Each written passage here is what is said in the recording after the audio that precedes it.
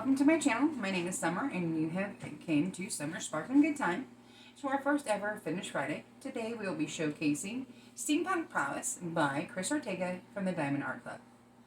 She is 27.1 by 37.9 inches, or 68.9 by 96.3 centimeters. She has 65 colors, and they're predominantly brown and green.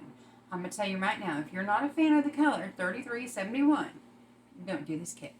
Just trust me, because it is now currently my least favorite color in all of DMC. I ordered this kit back in October or September. I ordered it release weekend, and I'm not sure when that was. But I kitted her up on October 22nd, and then quickly realized that I ordered another square kit, and I wasn't really comfortable with squares. So I put her on the back burner and practiced other square kits that were not quite as expensive. This kit, I believe, runs in the $85 range. I was able to use my rewards points, so it wasn't as expensive. But she's a pretty pricey girl, and we weren't playing with that. So I finally started on her on December 20th, and I did one small section that night, making sure I was comfortable with the square placement.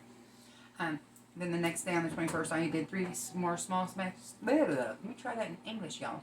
3 more small sections, and then realized I was leaving for our family vacation for Christmas to Arizona, and decided that she was a larger kit than what I wanted to take with me on vacation. So she got put away until I returned from Arizona. Hold on one second. Those notes are on this other book. So, when I got back from Arizona, I was actually ended up doing the Alice in a Winter Wonderland kit, which I did Alice in the Sea of Tears by Simona Candini before I went back to her, because I really wanted to participate in that event. So I did resume working on her on January 13th, and then I finished her on February 5th. So she was what I worked on for the majority of January. I did have to take quite a few breaks and work on things that were a little bit more colorful, because the colors of this are extremely dark, and it squares, and it got to be a lot sometimes. But we're going to do a quick overview here at a viewing distance, and then I'm going to insert some video clips of a scan that's a close-up, and then I am going to input another video clip, which is a lot more zoomed in section, so you can actually see more of the drills. Okay, so from this, I don't know if you can see that they were able to render it where it actually looks like there is light coming in from that stained glass clock on the upper left side. Rendered gorgeously. Another thing is on the top left. No, that's the top left where the clock is, because it's behind me, so I just got confused. So the top left is where our clock is. The top right is where they have this vent fan going on, and from the vent fan, the vent fan.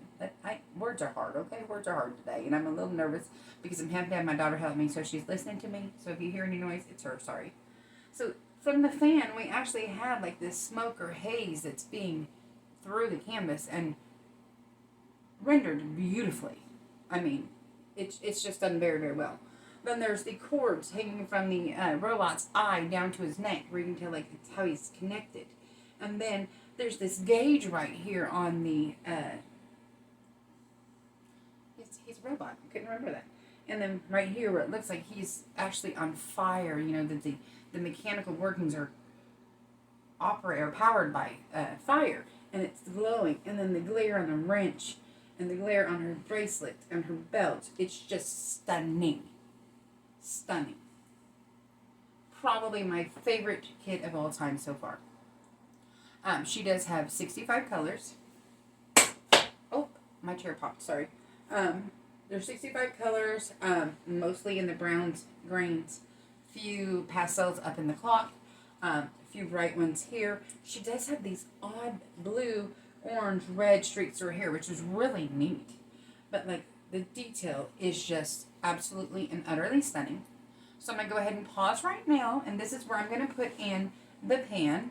And everybody, we have to give Trinity credit, because I do not have the ability to hold, please, no, to pan that smoothly.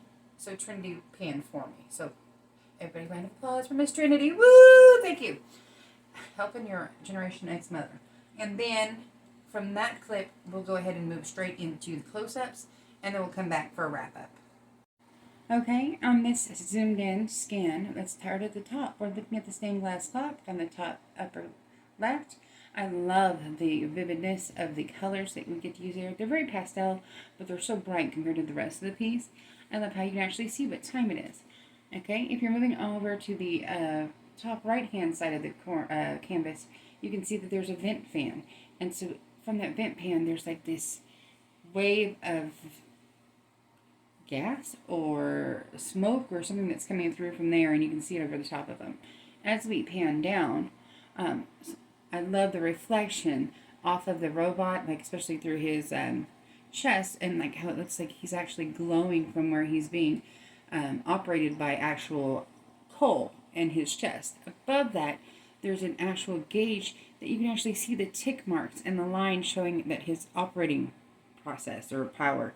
On the female subject, one of the things I didn't like when I was working on it up close is the shading of the cleavage. It came across odd, but when you do have the viewing distance, it makes sense. But I think it could have been a slightly softer transition. Then when we're looking at their corset and the sleeves, the detail of the folds and the ruffles are just gorgeous. The laces, the glare on the belt, the glare on the wrench. Just trust the process when you're doing it, because there's some odd colors they're using in there to make that happen, and it made me pause. If we keep scrolling down, you'll see the folds of the skirt are extraordinary. In the bottom right hand of the canvas is actually what you're seeing there is the hand of the robot. I honestly did not even see the hand of the robot till after I had finished drilling the area and stood back about 6 feet from the canvas. The vividness of the flower being basically the only real bright color in the whole piece is very stunning. And the lace on the underskirt of her is phenomenal, and we'll get some close-ups of that shortly. But this is my pan. Okay, on this clip, we're looking at the clock and how you can actually see what time it is. I'm going to go ahead and take you in a little closer so you can see the detail. It is just stunning. But as you can see, it's quite a bit of confetti. Okay, moving on down.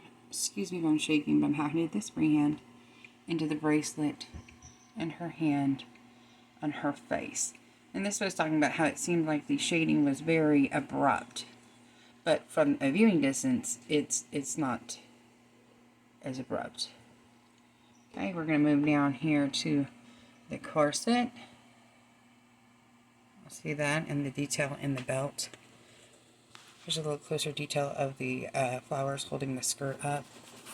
Look at the underskirt. Isn't that amazing? I thought it was stunning. Okay, I was not exactly thrilled with the glare on this barrel that's on its side. It just seems slightly bold with the orangish color. Excuse the cat in the background. He does not care that I'm filming. Here's the hand I was talking about earlier.